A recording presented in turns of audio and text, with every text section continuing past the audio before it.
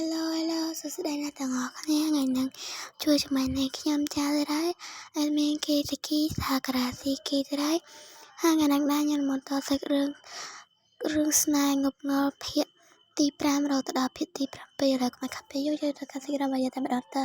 ចាប់បានស្បាត់សាច់រឿងមកឃើញតួប្របាយក៏បានបើគ្វាទៅផ្ទះរបស់គាត់វិញហើយម្ដងទៅវិញគឺឃើញថាអ៊ំស្រីចំណាស់ហ្នឹងក៏បាននិយាយស្វាគមន៍ទៅកាន់តួប្របាយយ៉ាងថាមកវិញហើយហើយតួប្របាយក៏បាននិយាយថាបាទហើយអ៊ំអ្នកហ្នឹងប្រហែលជាត្រូវអ៊ំឬក៏ម៉ែរបស់តើប្របាយហើយក៏បាននិយាយថាតើលោកប្រុសផឹកសាឬហើយតួប្របាយក៏បាននិយាយថាអត់ទេប្រហែលជាអ៊ំហ្នឹងគាត់ប្រហែលជាអ្នកបំរើចំណាស់ចឹងណាហើយតួប្របាយក៏បាននិយាយថាតើតងគេកេងលក់ហើយឬនៅពេលនេះគេកេងលក់ហើយពេលគេខលទៅលើប្រុសរួចគេក៏កេងលក់យកតែម្ដងពេលហ្នឹងគឺឃើញថាតួប្របាយគាត់ក៏បានលើកកាន់ស្បត់បន្ទូរបស់តងហើយគាត់បានញមើលឲ្យអ៊ំចំណាំអ្នកហ្នឹងក៏បាននិយាយថាតងបានដាក់វានៅទីនេះគេនិយាយថាលើកអាចមើលវាពេលលើកត្រឡប់មកវិញបានហើយអ៊ំចំណាំអ្នកក៏បាននិយាយថាគេបដិសេធមិនព្រមឲ្យខ្ញុំអ្នកចុះហត្ថលេខាទេដូច្នេះហើយទើបគេទុកវានៅទីនេះបើលោកមិនត្រឡប់មកវិញទេនោះព្រឹកស្អែកខ្ញុំនឹងស៊ីញេវាហើយក៏ក្បាលសញ្ញាលើឈ្មោះកាងតង់អេដមីនសូមជាសន្តិបើ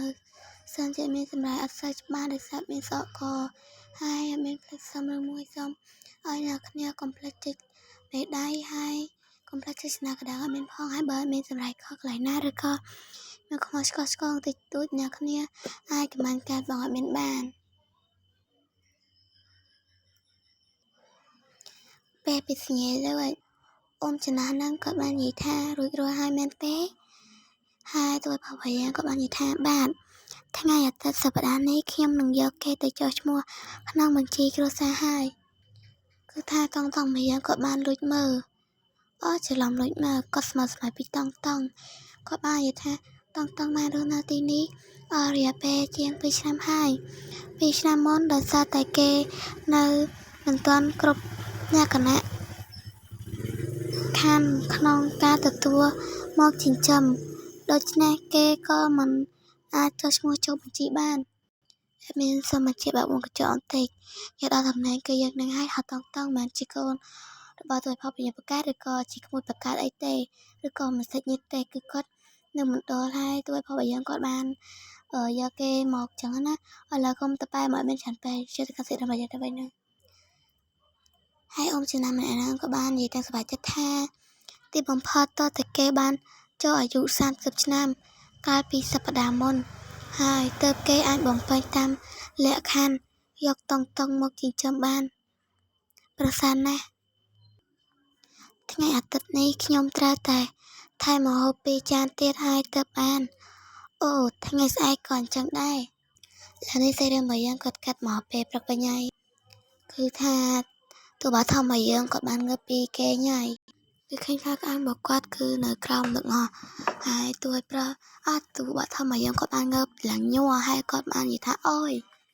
គាត់ក៏បានដើរទៅបើកទឹកហើយគាត់ក៏បានឆ្លងខ្លួនគាត់នឹងកញ្ចក់គឺឃើញថាខ្លួនរបស់គាត់បាច់ញើសជោកហើយសិតតែស្នាមខាំពេញហ្នឹងក៏បានយកដៃទៅស្ទាបកគាត់ហើយបាននិយាយថាសំណើហើយដៃគេម្នាក់នោះជាបេតាប្រសិនបើគេជាអាល់ហ្វានៅនឹងមានរឿងធំជាមិនខានគេពេលគេសម័យទៅគឺថាតួឯកប្របាយក៏បានខំតួបាធំហើយពេលហ្នឹងគឺថាតួបាធំយ៉ាងក៏បាននិយាយថាវាមិនគួរបែបនេះទេតែនេះជាកន្លែងណាអាហារពេលព្រឹកគឺថាតង់មួយយ៉ាងគាត់បានទៅញាក់ពីដេកគឺថាគាត់បើកភ្នែកអត់ចង់រួចទេគាត់ញីភ្នែកហើយគាត់បាននិយាយថាអារ៉ាសួស្ដីអ្នកមីង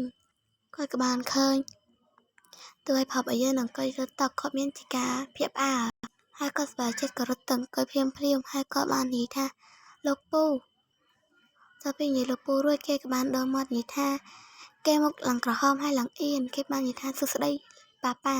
ហើយប៉ាគេនឹងមកនិយាយថាស្ដីទៅវិញកូនមកគេដែរ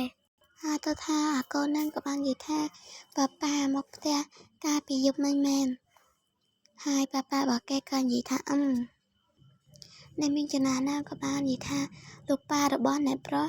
បានអានក្រដាសនោះរួចហើយលើក្រដាសពេលសរសេរអីអ្នកប្រុសទូចកុំភ្លេចសរសេរត្រកូលគ្រួសារផង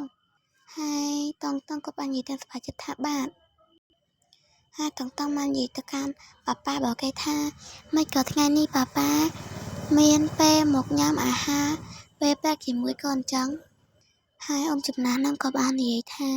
ដោយសារតែលោកប្រុសបានបំពេញបែបបត់ទទួលតង់មកចិញ្ចឹមរួចរាល់អស់ហើយដូច្នេះហើយទើបថ្ងៃនេះលោកប្រុសគាត់សប្បាយចិត្តធ្វើឲ្យតង់បើយើងក៏បានលន់មកថាអូពេលហ្នឹងគឺថាអ្នកប្រុសនឹងបាននិយាយថាយប់នេះពួកយើងនឹងមិនមកញ៉ាំបាយនៅផ្ទះទេហើយអ៊ំចំណាស់នឹងក៏បាននិយាយទៅមកសប្បាយចិត្តថាបាទចាស់តែមានសេរីមិនច្រឡំបាទចាស់ណាស់គ្នាហើយតង់ក៏រៀងអស់សង្ឃឹមគាត់បាននិយាយថាតើពួកយើងនឹងទៅផ្ទះរបស់លោកតាមែនទេខ្ញុំឮអ្នកមីងនិយាយថាខ្ញុំត្រូវទៅជួបបងប្អូននៅឯផ្ទះរបស់លោកតាទៀតខ្ញុំមិនទាន់បានជួបលោកតានៅឡើយទេដូច្នេះខ្ញុំពិតជាភ័យខ្លាំងណាស់ហើយតួឯផាយាក៏បានដាក់កាត់ចោះហើយក៏បាននិយាយថាកុំហៅលោកតាធ្វើឲ្យតង់ក៏ឆ្ងល់ក៏សួរថាអូនអត់អាចហៅលោកប៉ារបស់ប៉ាបានទេឬហើយគាត់បាននិយាយថាហើយគាត់បានបន្ថែមថាចិត្តដល់ពេលហើយតោះយើងទៅហើយតង់បាននិយាយថាអូខេគេប្រញាប់ដុតទ្រាំជើងនឹងថប់យ៉ាងលឿនគេផឹកទឹកអឹកហើយគេនិយាយថាបាយប៉ាហើយគេរត់ថប់ពេញនឹងតែម្ដងផៃរត់ទៅដោក្អៅទៅដឹងហើយក៏លើសេរីសារលុតមកទឹងគឺថាផៃជាកូនចៅទៅដឹងក៏បាននិយាយថាលោកលៀនពួកយើងបានស៊ើបមើលពីលោកឈិនរួចហើយពេលហ្នឹងគឺថាតួឯផាយាក៏បានទៅតែម្ដងក៏បាននិយាយថាច្រឡំតួឯប្រុសទៀតហើយជាក្បាលម៉េះគេថាកូនចាស់បើគាត់បានទៅហើយបាននិយាយថាអាឡូលោកលៀនហើយគាត់បាននិយាយទៅវិញថាតាមឃ្លាំមើលគេឲ្យជាប់ចាំមើលថាគេទៅណាខ្លះហើយគេបានជួបជាមួយនរណាខ្លះតើពេលនិយាយរួចហើយកូនចៅរបស់គាត់បាននិយាយថាបាត់លោកប្រុសហើយពីភាពរបស់យើងក៏ចប់ទៅត្រឹមហ្នឹងចូលទៅការភាព6របស់យើងតែម្ដងទៅគឺថាមានមនុស្សប្រុសម្នាក់បានដឹកទូបឋមមកយើងហើយគាត់បានទូបឋមមកយើងក៏បាន